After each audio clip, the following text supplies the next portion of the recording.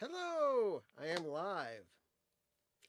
And as yet there's nobody else here. Oh, well, there's the counter. There's 0 people. Well, somebody will show up soon.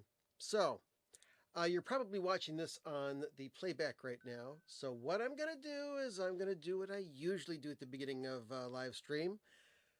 Start the music from this ratty old synthesizer. It's not really that old, but I'll start the noises. I'm going to go get my Diet Coke, and then we'll start talking music.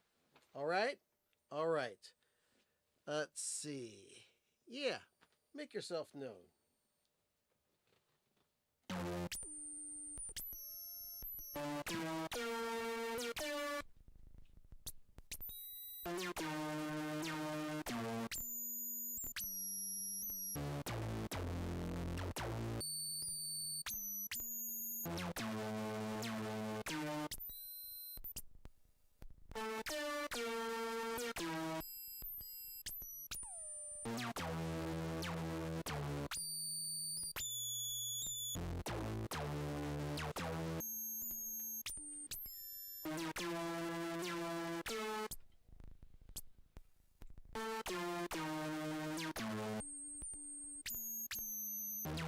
Bone Jangler, hello. DJ Trish, hello. Good to see you, my friend. I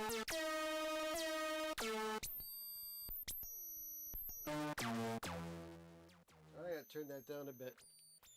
I'm a little suspect of this can of soda here.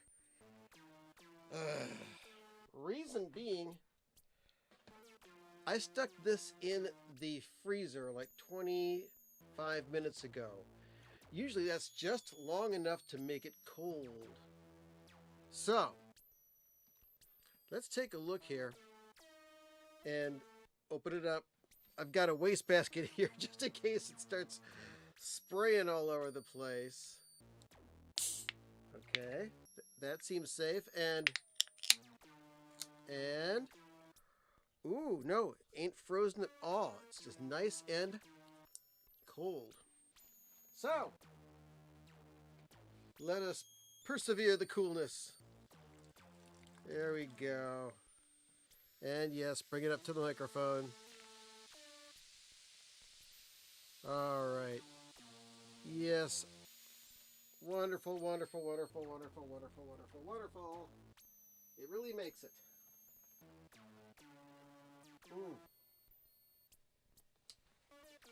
So, wow, people are here. Hello, folks. Hello, Saint Brando. Hello, I already said hello to Bone Jangler. Chief Dancing Ostrich, hello. What's going on? Tried to play Monopoly backwards, but progress slowed as I was selling off hotels, then houses that I put to rest. Well, you probably had people's best feelings at heart. Anyway. Oh, microphone volume is low? Really? Okay. All right, well, hold on. Something's different here. Because my microphone is nice and loud. It should be going properly here. Hold on a second. 1, 2, 3, 4, 5. La-da-dee, la-dee-da. Let's turn that off and see if that changes anything. Okay. Is it any better right now? Can you hear me? You can hear me. Thumbfinger can hear me. Let's see. The microphone is just as close as it can be. All the indicators are that the sound is loud, but I don't know. If you can't hear me, I sincerely apologize. Anyway, good to see you folks as always. It's Saturday evening, 10 o'clock on the East Coast, 7 o'clock on the West Coast. It's the 27th of January. I was an idiot at the end of last week's show because I told you that last Saturday was Cal Schenkel's birthday. it's not. Today is Cal Schenkel's birthday. Last week on Saturday was bass player Scott Tunis's birthday. So if you're following your Zappa calendar, you know, cross one out. Yeah, put the right thing in there. Don't be like Bill, but follow your own path, whatever. And good evening to Mr. Bouchard. Nate, you're doing good. You're fine. I don't know if I saw you in the Grown Men Record Night chat room last night or not, but that's neither here nor there. We're all having fun right now. Um, records. Have I gotten any new records? I got 2 records this week. Yes. Um, yes. What? Toilet is not going. The upstairs one? Yeah, like Okay. it was not going down, so Oh. I pushed it again and it got high. Okay. Don't do any more. To the. Hold on a second. I'm gonna mute my microphone for just a second, folks.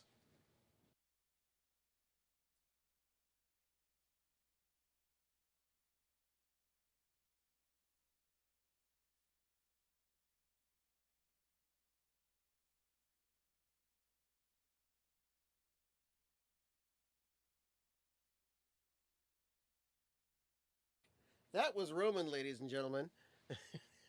Friends, neighbors, brothers, sisters, siblings, everybody. Anyway, but yeah, that's cool. Yeah, Nathan was not was not chatting last night for Grown Men Record Night. I'm always watching Grown Men Record Night every Friday. Love the show. Love the show. It's on YouTube. It's on Twitch. We're on Twitch as well. I just don't publicize it that much. Anyway, okay, record. I got a record. It was one of 2 records I got last week. And if you've been watching my videos, you know about this already. I got this Rhino hi-fi version of the debut television album Marquee Moon. And it's great. I love it. I love it. I love it. I love it. Very clean. But when I listened to this and the re-release that's currently in print, I think, on Electra Rhino of Marquee Moon, that this was cut by Chris Bellman. I don't know. There's been a lot of talk about the differences between these and the original album that came out in 1977, which, if unless you want to go search it out and pay about $100, you're not going to be able to get. And there are people that say, "Well, that album sounds like too brittle. Just it's just not right." They didn't know what they were doing, but it punk attitude, punk hi-fi. I personally like the regular one that's in print, as far as overall sound, a bit more than the Rhino Hi-Fi. But the Rhino Hi-Fi is just so clear. Kevin Gray just does some unbelievable work with his studio, and he has put out a second record. Well, it's available for pre-order by, I believe it's Anthony Wilson.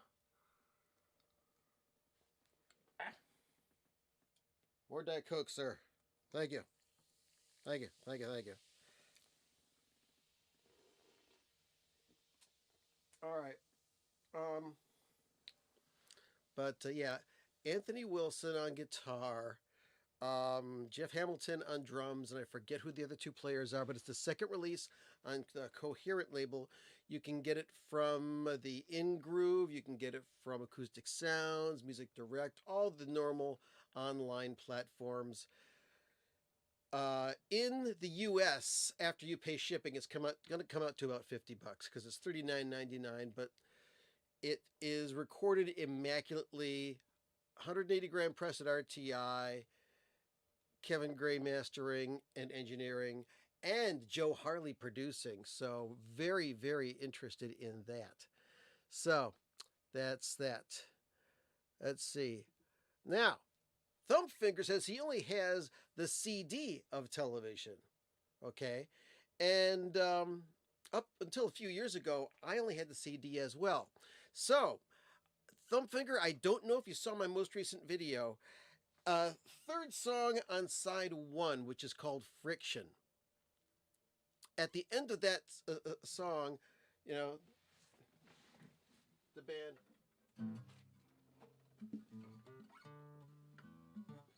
you know, they just hit that chord, and then the drums,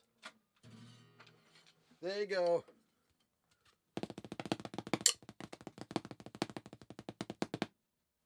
And on the CD, you hear a synthesizer noise, not too much unlike the noise that this thing makes here. Where is it? Oh, hold on a second.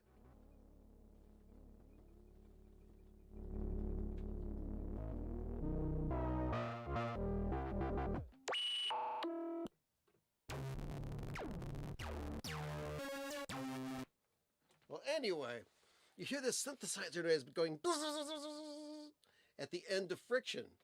Well, it's not on any of the albums, but people are saying maybe that's like a little digital error, some anti-aliasing or something like that. But since I have listened to that CD since 1985, and I heard that little going on in the background at the end of Friction, I thought it was intentional. I thought it was the best thing.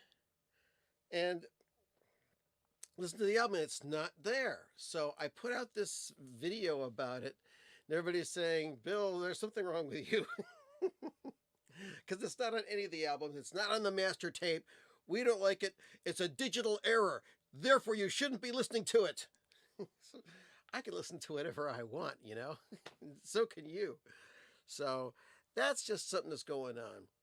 Anyway, the other record that I picked up this week, it's the first Alice in Chains album, Facelift. And this was a release that was done in 2020 on the Columbia Legacy label from Sony. And if you take a real close look at the cover, it's a little blurry because I'm pretty sure it is just a blow up of the CD cover. See? And there's a lot of graininess in there. I mean, a lot of times when albums that originally came out on CD are put out on vinyl, they'll have a high quality scan on the vinyl cover, and it'll look really good. But apparently it did not.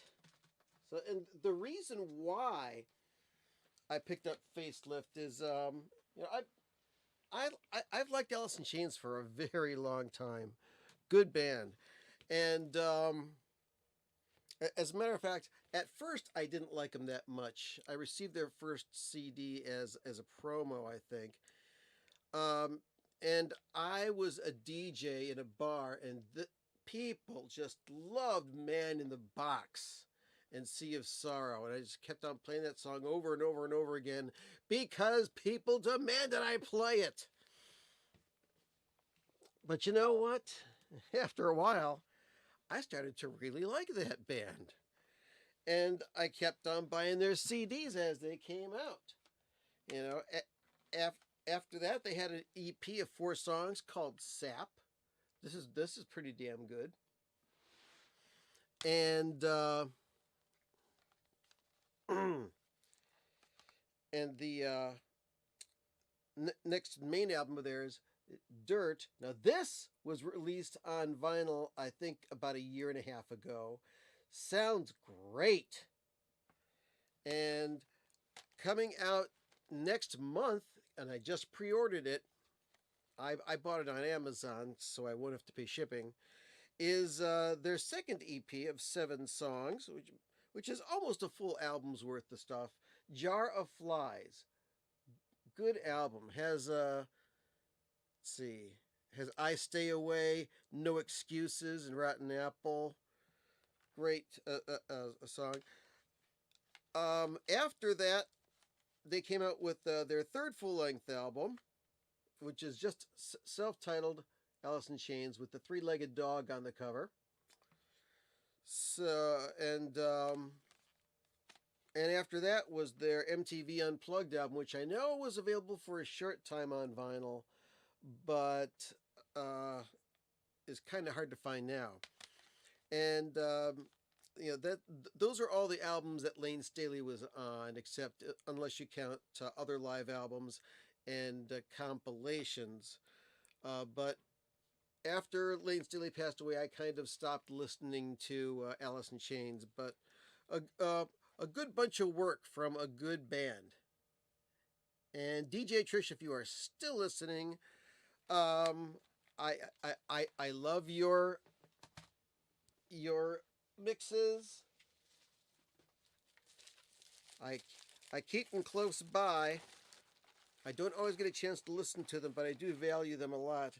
Here it is, Cocktail Hour 2023. And I was seriously thinking of making a mix for you that is nothing but old 45s, playback live, ripped to audio, and you would get the only copy of it. It'd be pretty cool. So, what can you do? What can you say? Oh, you can drink some more Diet Coke.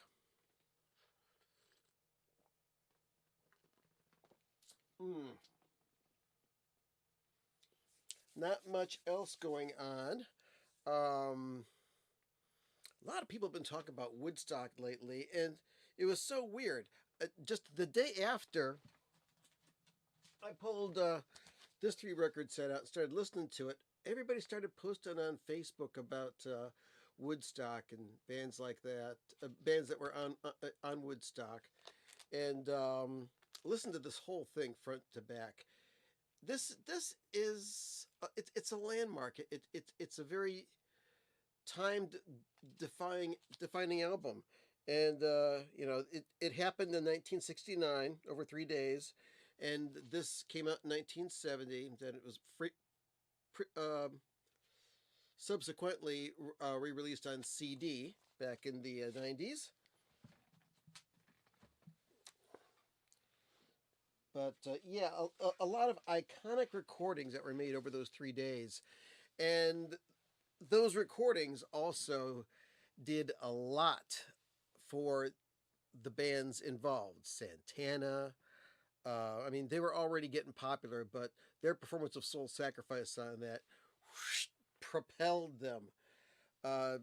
Epic Jimi Hendrix. Epic Sly and the Family Stone.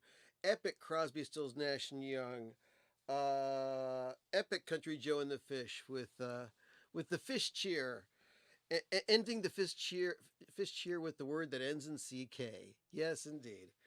But a lot of fun to listen to that, and I really enjoyed the production on that. So there. So I really did not have any idea of what to do this week, but I do have some random 45s for you, and I'll be showing those in a little bit. Coming up this week, there is going to be a new episode of the Zappacast, hopefully dropping this week. We recorded it back in December, and it's about the Overnight Sensation 50th anniversary. Wait a second here. Overnight Sensation 50th anniversary. Not only the vinyl reissue, but also the CD and Blu-ray boxed set. There's going to be 2 episodes of it. The first one's coming out this week, I hope. And we do talk a lot. We really get into vinyl geekery, recording geekery, and Zappa geekery You're gonna love it, and it's hosted by Scott Parker, and the Vaultmeister Joe Travers is in there. I'm in there as well, but not that much. I'm mostly responsible for recording the thing and putting it together. And then next week, not next week, next month probably, we're going to be coming out with a second installment of the Zappacast, all about the Overnight Sensation 50th anniversary set. And that's where we talk about the bonus material, the 2 live concerts that are on there. Excuse me. And we also have a discussion about the surround sound mixes that are on the Blu-ray that comes in that boxed set. So, a lot of fun for that. Also, if all goes as I have been informed, I should be appearing on the Steve Westman channel. That's Steve Westman, Westman. And uh, that's going to be on Wednesday afternoon. I don't know if it's going to be live or if it's going to be taped and then put up later that night.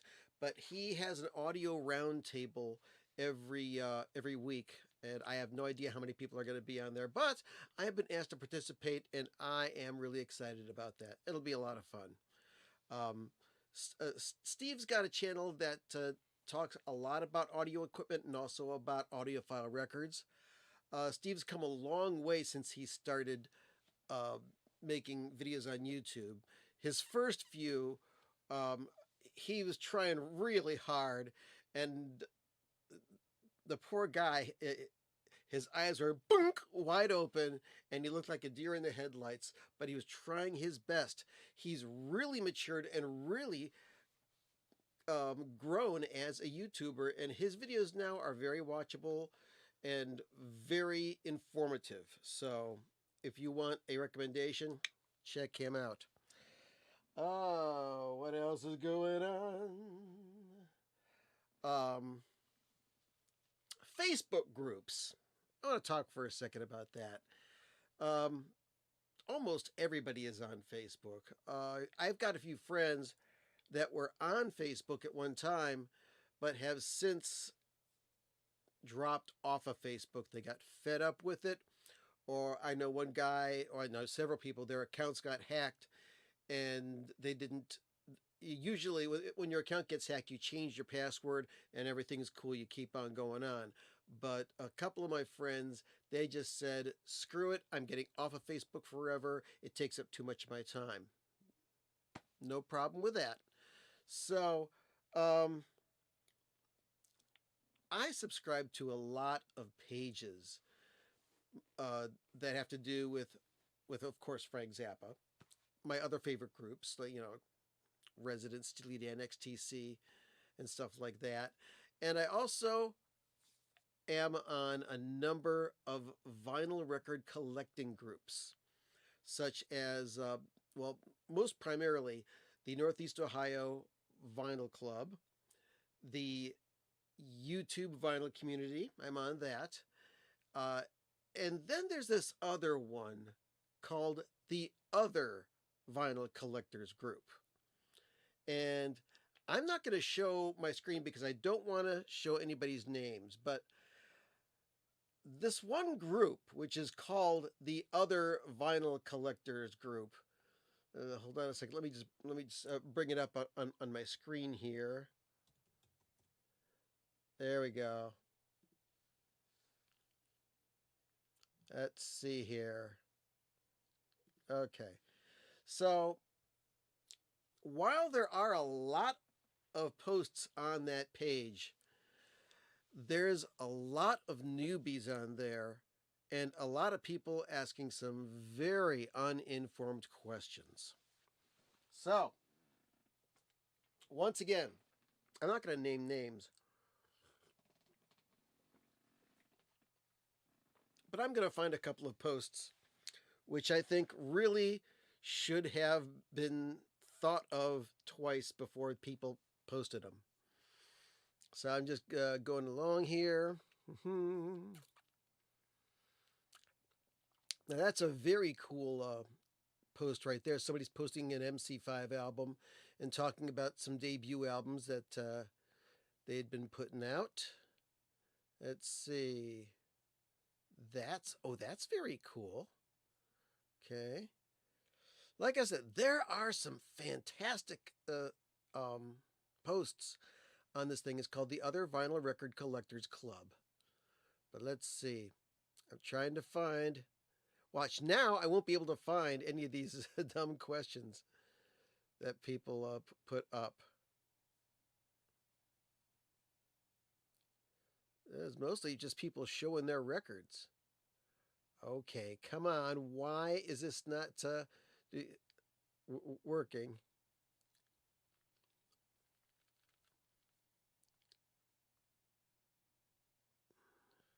Let's see.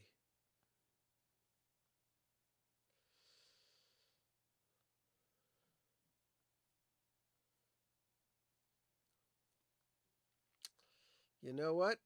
Ah, here we go. Let's see. Nope, that's a great post as well. You see, this is what happens when you don't prepare for the show properly. Let's see here. Gonna have to look through this thing here. See, usually I find some really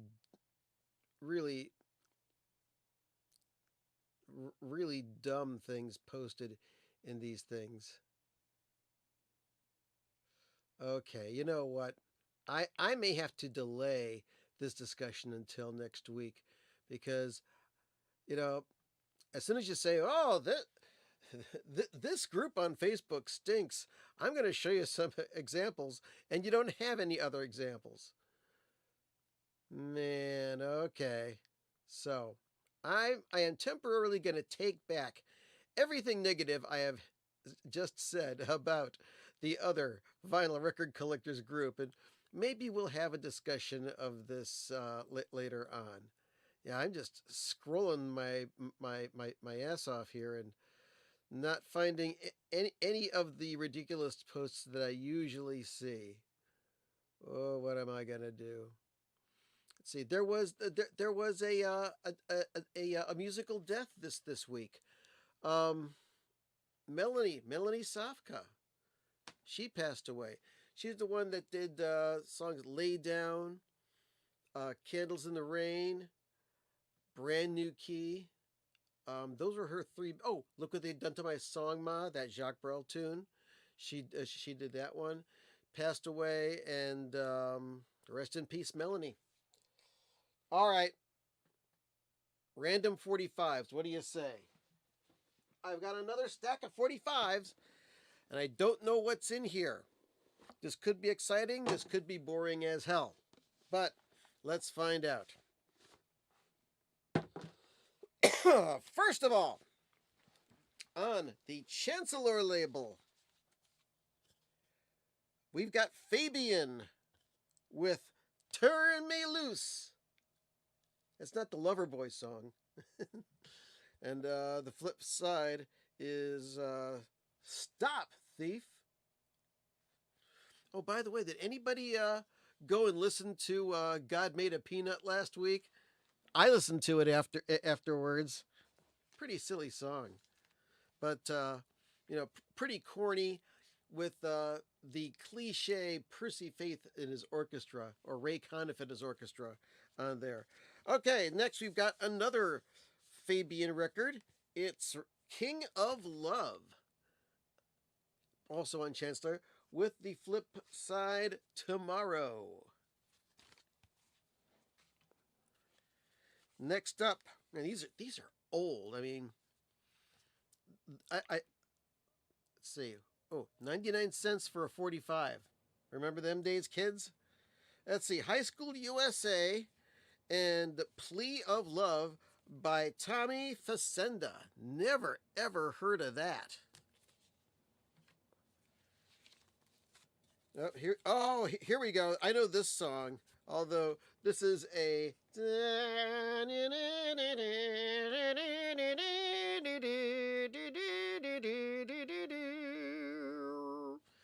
oh yeah, theme song from a summer place.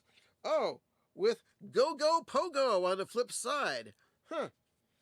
I'm wondering. Every once in a while, you'll stumble upon a flip side that is not available on any other record, and it's weird. So, interested in checking that out later on. Let's see. Donna Fargo. We've got Mockingbird Hill backed with Second Choice. The only thing I remember Donna Fargo for was a song called I'm the Happiest Girl in the Whole USA. Let's see, we've also got here Somebody Special by Donna Fargo. And the flip side, Changes in My Life on Warner Brothers.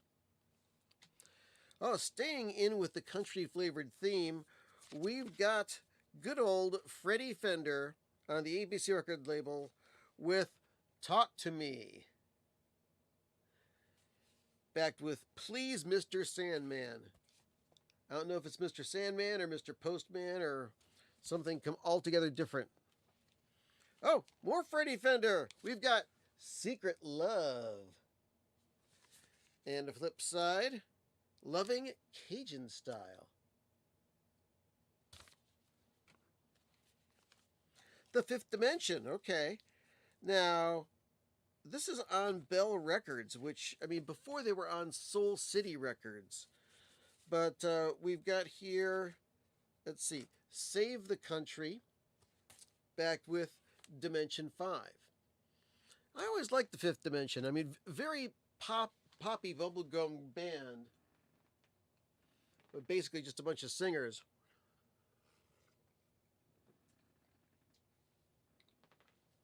But I like the barriers that they broke because they were just doing good music. And a lot of people did not know that they were black. And when people found out, this is back in the 60s, people were like, what? But come on, if it wasn't for black music, we wouldn't have these record collections. Anyway, next one, the Fleetwoods with Graduations Here. And the flip side, Oh Lord, Let It Be. Here we go. Here's that old label for Columbia Records again. This is Dancing with My Shadow by the Four Voices with Ray Conniff and his orchestra and Bon Bon on the flip side. What it was like to grow up in the 50s. I was born in the late 50s. Let's see what else we got here. The Four Seasons. I've got a whole pile of Four Seasons records that I got from the Ghoul. And by the way, the Ghoul's birthday would have been this past week. He would have been like 74 years old. Miss you, Ron. Anyway, got Sherry. And flip side, I've Cried Before. As well, let's see, another Four Seasons 45. And this is on the VJ label, so must have been really early. We got Connie O. And, here's the hit side. Big Girls Don't Cry. Check it out. All right, next up. Man, these are old. These are old. We got two Connie Francis records. We've got Vacation, backed with The Biggest Sin of All. I wonder what that could be. Let's see. More Connie Francis with Gonna Get That Man and Secondhand Love.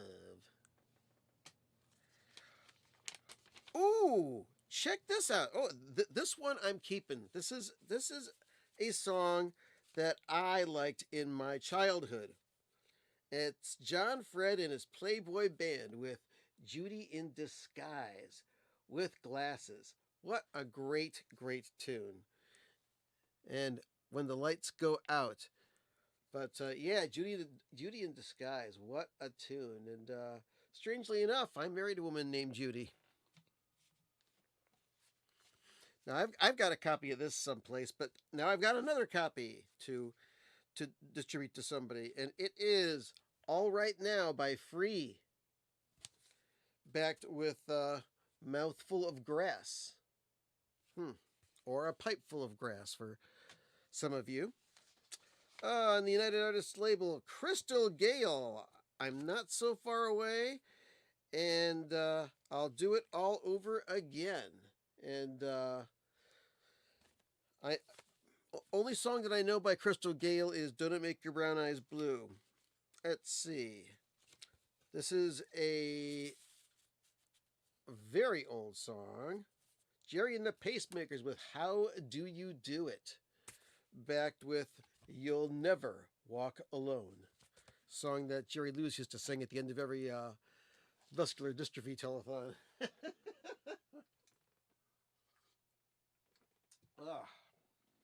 Are you having fun? Oh, by the way, see right above my head that little license plate vinyl LP? That's my actual license plate from my car. Now, I pulled this out. I may be hanging this up next week. I got this as a premium for the Kickstarter for the Zappa biography movie that was made by Alex Winter. So it's not a actual license plate. It's a replica license plate that was handed out to people who donated money to that. So I'm probably going to put it up on the wall next to the vinyl LP one, and that'll be up there next week. Okay, I got 2 records left in here. 2 records? I believe so. Is that it? Yeah. And they're both picture sleeves by Andy Gibb. I Just Want to Be Your Everything. And the flip side is Our Love, Don't Throw It All Away. There it is, Andy Gibb. Feast your eyes upon that, ladies. All right, so those are our random 45s for the week. So we will have more of this next week. Let's see. Hello there. What's going on here with Shane? He says hello from Australia. Hello, good to see you. It's tomorrow over there. It's Sunday, I think. Let's see. How likely are we to get an apostrophe super deluxe soon? I don't know.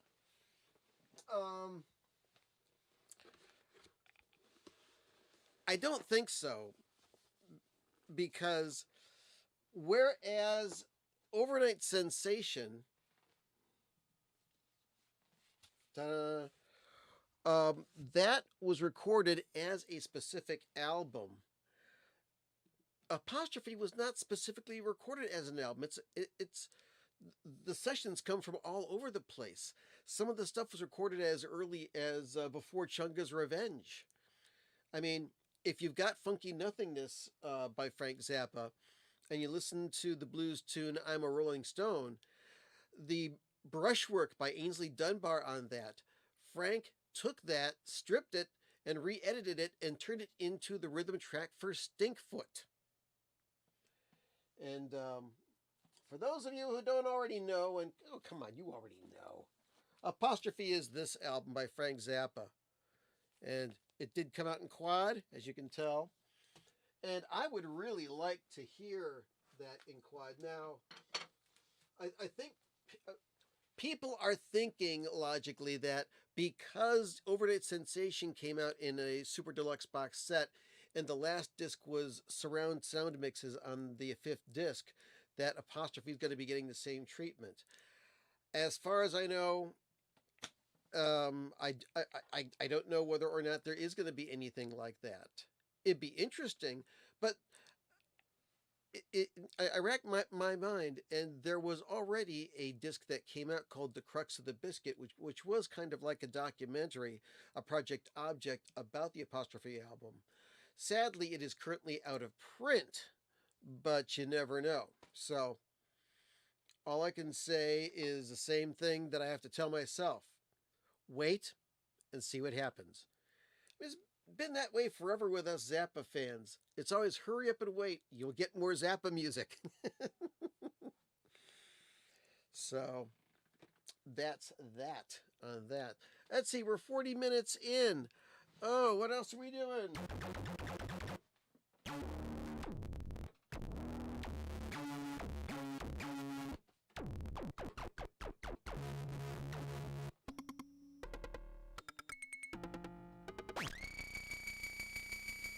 Welcome to the Inner Sanctum.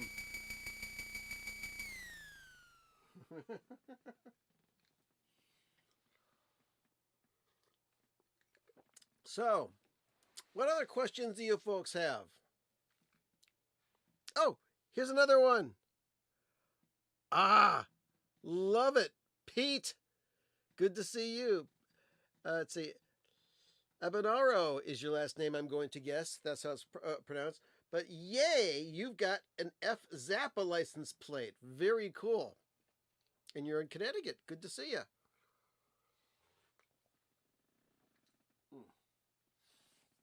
Well, also earlier today there was a an auction that Mazzy put together. It was much earlier in the day.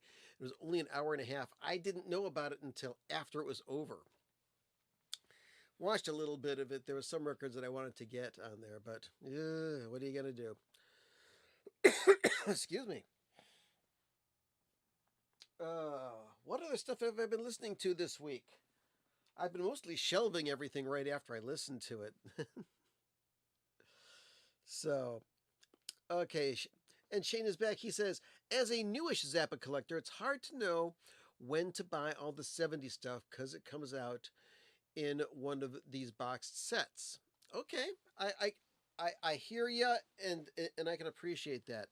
Now, if you're a vinyl collector, I would say it is worth your while to get any vinyl re-releases of the originals, such as, okay, forever I've had my original copy of One Size Fits All. What a great, for a lot of people, their favorite Zappa album. Uh, and oh, wait, hold it. What have we got? Pete, we got a dono, as Rachel's Ghost would say. Thank you so much. We have to make some funny noises for that.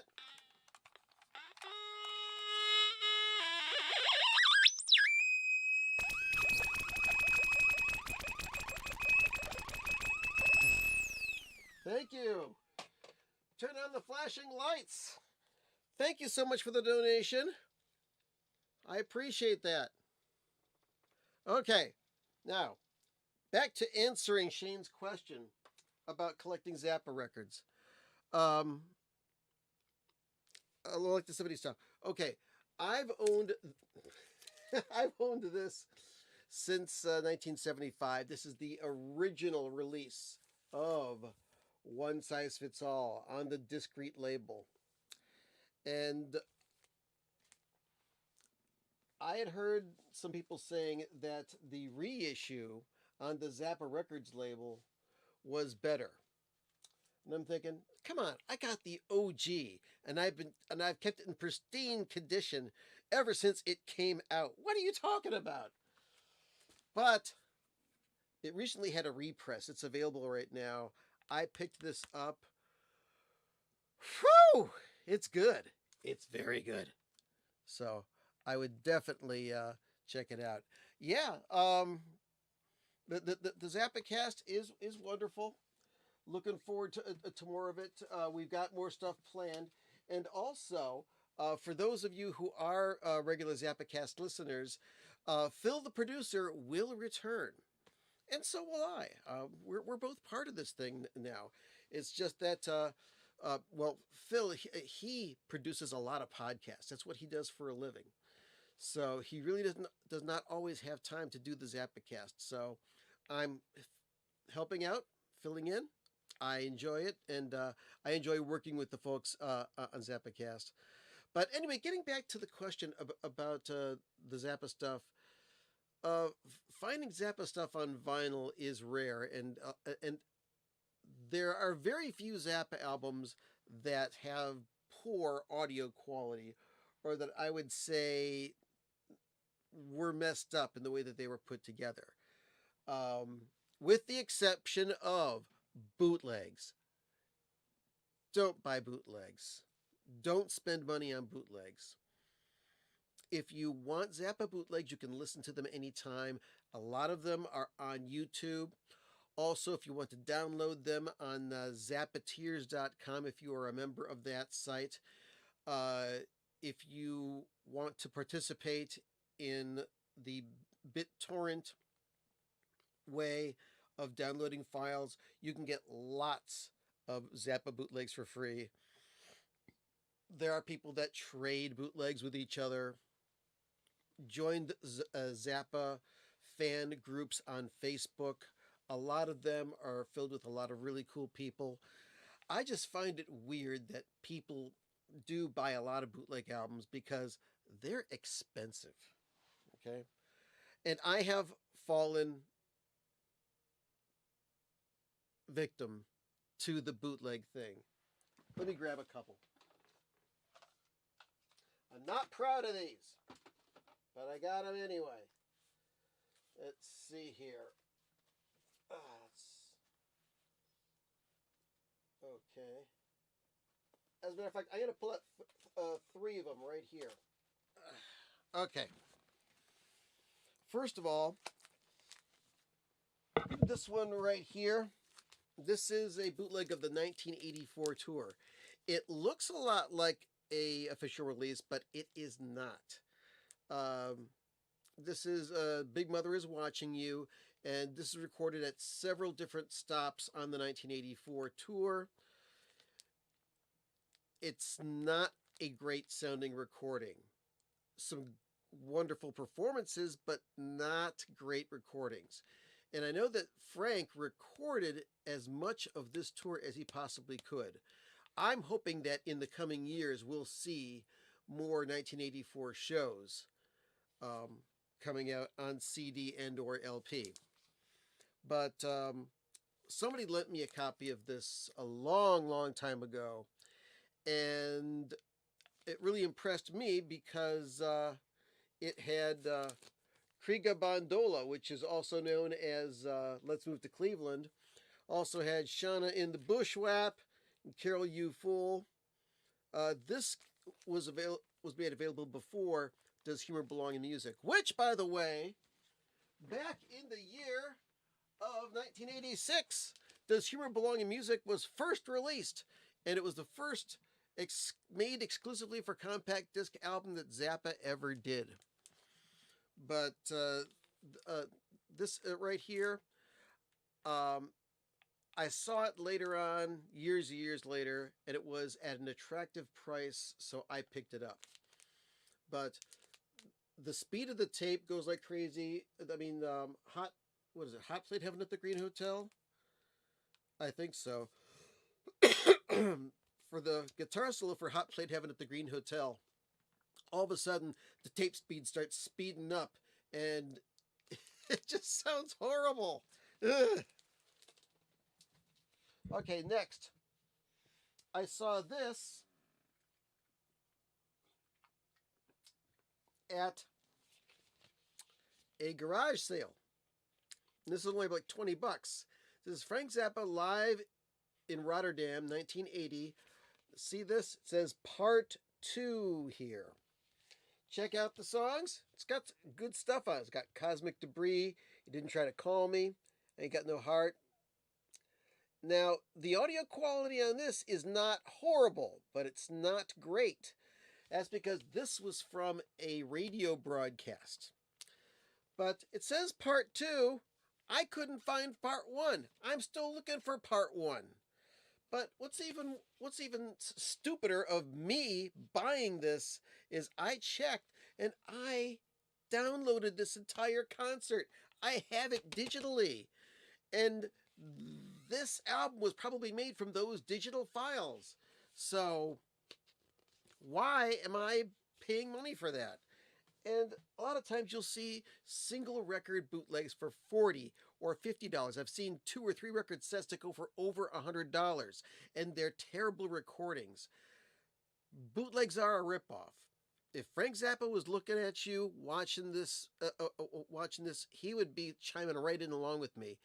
He told me himself personally that he wishes that bootleggers would have a disease that happened to them, and made them die a horrible death, because for him, he was always writing music and always teaching new songs to his bands, but he couldn't put out the music as quickly as he made it. And as a result, people would take a tape recorder to a concert, tape it from their seat, and then go and have it illegally distributed. And Frank Zappa would not make any money off of that. And this is his living. So Frank really got burned by bootleggers. That's why he eventually seized a bunch of tapes and came out with the Frank Zappa Beat the Boots box. This is way out of print, but these are actually some not too horrible bootlegs. I'm going to open this up here. There's a real old video of me opening this up, but this is much higher quality. Check it out. Oh, it's a Zappa concert. It's just like a pop-up book. Isn't it wonderful? But anyway, let me go back here. Also, there was a button that came along with that, and a T-shirt as well that came with that. So, okay, let's go into here. I gotta do this very carefully as not to damage anything.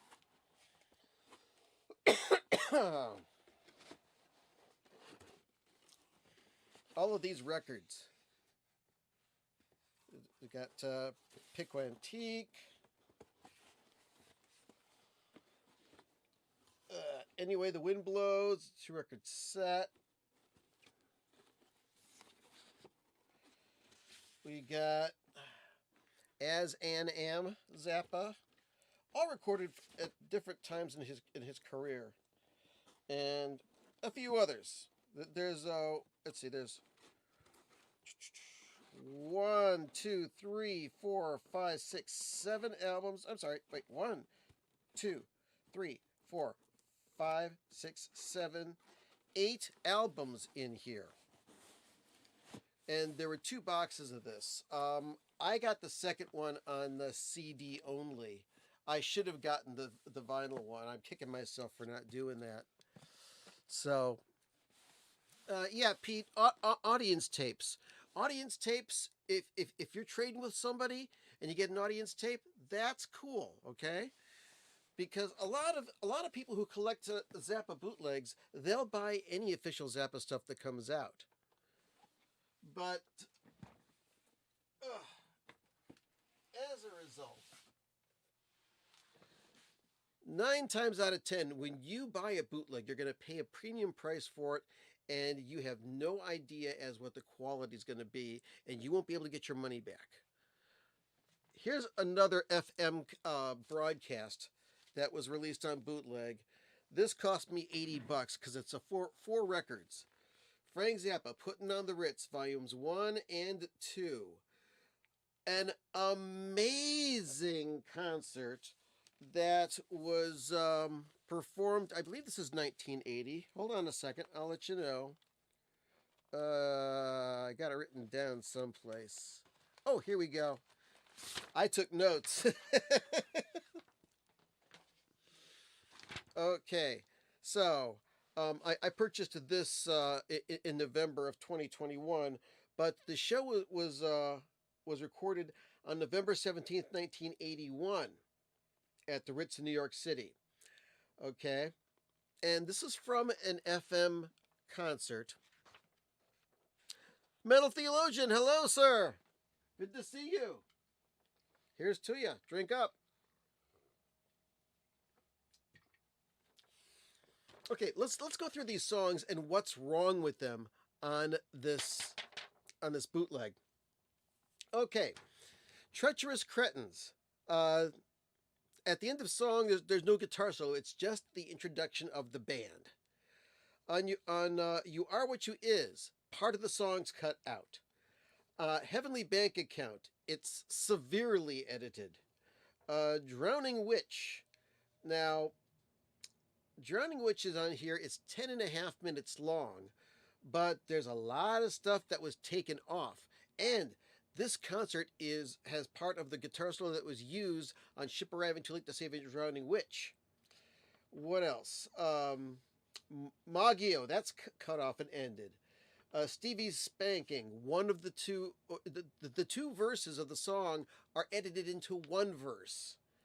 What else? Doreen, cut a whole minute short.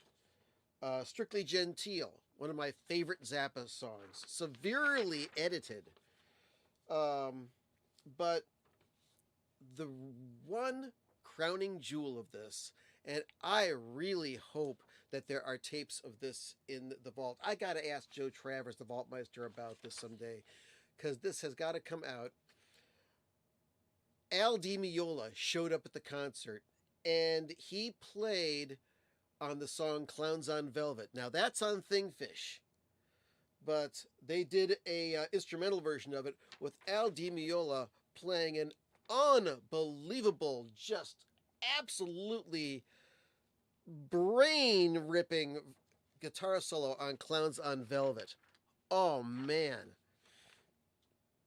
But also, Christopher Cross was going to be at that show, and the band learned Ride with the Wind so Christopher Cross could play it, but he didn't show up. So what happened? The drum roadie sang the song, and Al Di Meola played the guitar solo. Now, I have heard rumors, ever since the boarding house blew up, that Al Di Meola was contacted about his performance that night at the Ritz, and if he would give his permission to have it released. And the word around the campfire is that he was not happy with his performance that night, and that's why it has not been released. But, oh man, that was one hell of a concert. The November 1981, and it's called Putting on the Ritz. But if you can help it, don't buy a bootleg. Download it for free, and you'll be much happier. And it'll probably be just as good. Let's see. What's this here? Aaron the Metal Theologian says the drum roadie was probably better looking.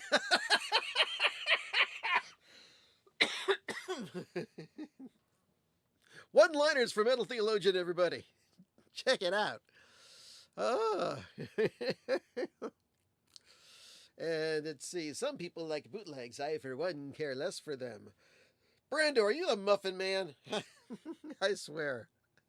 All right, we just got a few more minutes here before we take this and run away with it. I want to thank everybody for showing up tonight and listen to me yak on about stuff for about an hour or so. Really do appreciate you. If you have not already done so, right here at the bottom of the screen, like this video and subscribe. You never know. I may just take this whole thing, cut it up, and put it out as a regular video because those get more views anyway. If you haven't already done so, you must buy the Spudlock album. Yes, boys and girls, Spudlock. It's a great record, and it's for sale. It's me and my buddy Todd back between 1988 and 1992 doing some weird songs. This isn't great playing, but boy, is it fun to listen to. It's crazy shit. It is. It's nuts. And it doesn't cost $50. It only costs $20. Within the US, it only costs $5 to have it shipped to you. So go to Spudlock, spelled like this, .bandcamp.com, and see for yourself. You can listen to it on that site. And Metal Theologian knows he bought a copy and he likes it. And let's see what else is going on. Oh, what's he says? Come on, show it to me. Also forgot to like. Oh, yes, you did get a digital copy of the album. Thank you, thank you, thank you. And it has that Cleveland magic. That's right. All right, folks. So, and yes, Thumpfinger picked it up as well. And who else? Nate Bouchard is one of the people who enjoys weird music like that. So, speaking of weird music, it's been an hour. It's 11 o'clock. Time for your local news, except for on the West Coast. I am going to disappear out of here. I'm going to start making some strange noises.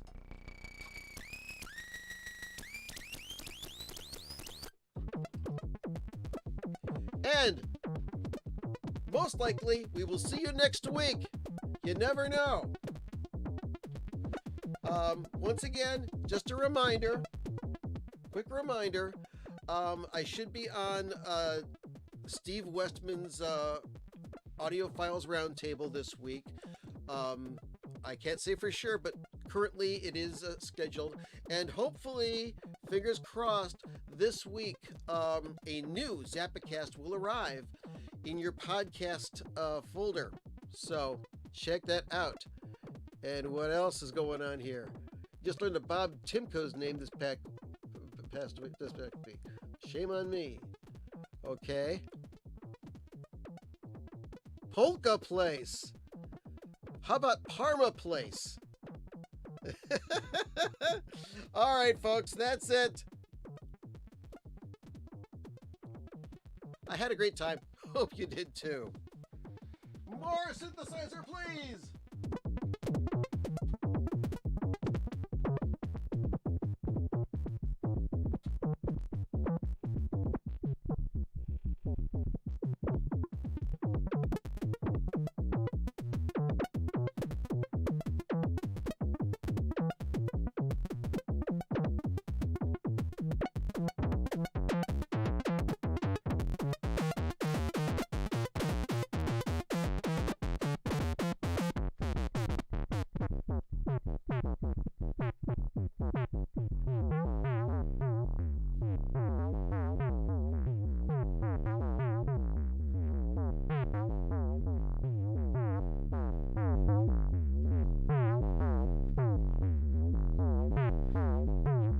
Thank you again, Pete.